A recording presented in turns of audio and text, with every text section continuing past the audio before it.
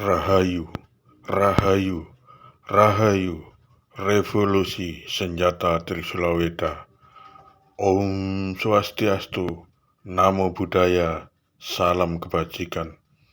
Assalamualaikum warahmatullahi wabarakatuh.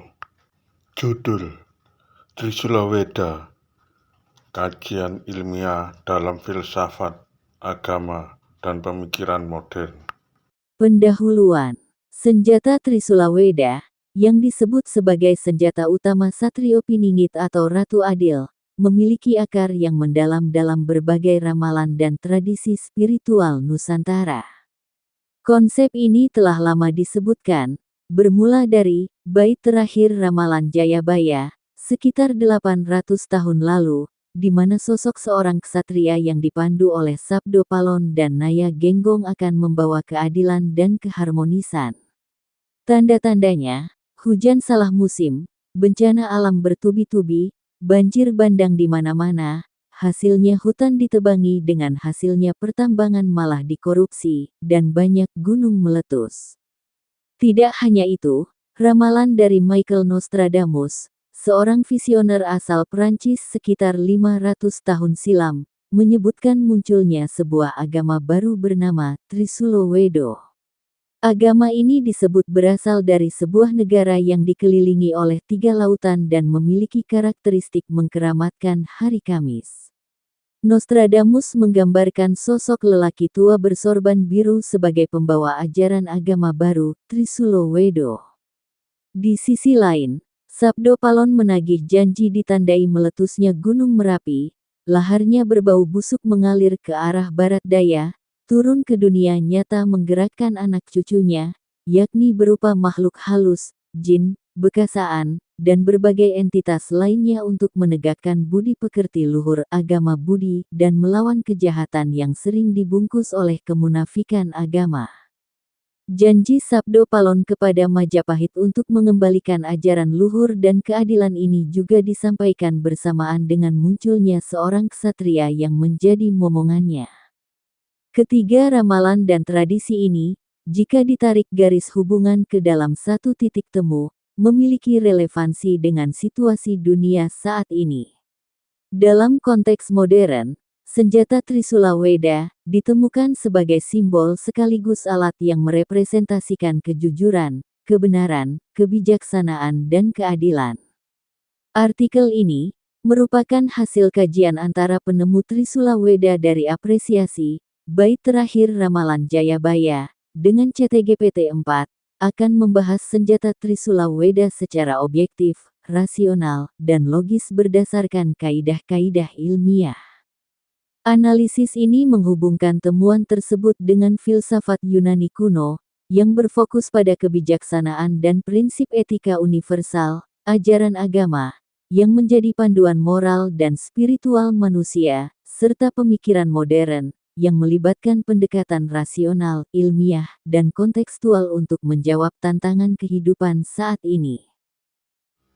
Bertanya pada ChatGPT. Penemu Trisula Weda bertanya pada ChatGPT 4. Jujur sifatnya absolut, sedangkan benar, bijaksana, dan adil sifatnya berubah-ubah. Contoh. 1. Benar dikatakan benar jika di Indonesia harus mematuhi hukum yang berlaku, hukum pidana, perdata, dan adat. 2. Bijaksana, memandang persoalan secara luas dan komprehensif. 3. Adil, harus bijaksana. Dalam satu perusahaan gajinya berbeda-beda, sesuai dengan aturan. 1 keluarga kebutuhan keuangan, masih SD tidak dapat disamakan kebutuhan keuangannya, dengan yang kuliah, lebih banyak kebutuhan uangnya. Pertanyaan. 1. Apa benar kejujuran itu kebenaran absolut? 2. Benar, bijaksana, dan adil, apakah termasuk kebenaran pragmatis? 3. Bagaimana pandangan menurut kaidah-kaidah ilmiah? Jawaban ChatGPT 4. Jawaban ChatGPT 4. Pertanyaan ini mencakup konsep kejujuran, kebenaran, kebijaksanaan, dan keadilan, yang seringkali dipahami dalam konteks filosofis, sosial, dan ilmiah. Berikut adalah analisis menurut kaidah-kaidah ilmiah. 1. Apakah kejujuran itu kebenaran absolut? Kejujuran sering dianggap sebagai suatu nilai moral yang mencerminkan kesesuaian antara perkataan dan tindakan dengan kenyataan. Dalam konteks ini, kejujuran bisa dianggap sebagai prinsip yang cenderung mendekati kebenaran absolut, dalam arti bahwa seseorang yang jujur tidak akan mengubah fakta atau informasi demi keuntungan pribadi. Namun, dalam beberapa kasus, kejujuran bisa dipertanyakan berdasarkan sudut pandang budaya atau situasi tertentu. Misalnya, apakah suatu kebohongan demi tujuan tertentu, seperti melindungi seseorang, masih dianggap sebagai kejujuran? Ini menunjukkan bahwa, meskipun kejujuran diharapkan menjadi suatu nilai yang konsisten, penerapannya bisa memiliki nuansa atau perubahan tergantung pada konteks tertentu. Pandangan ilmiah. Dalam kaidah ilmiah, kejujuran terkait erat dengan objektivitas dan verifikasi fakta. Kejujuran dianggap sebagai kesesuaian dengan fakta yang terukur dan bisa diuji. Namun, dalam ilmu sosial atau psikologi, kejujuran bisa memiliki unsur subjektivitas tergantung pada individu atau masyarakat tertentu. 2.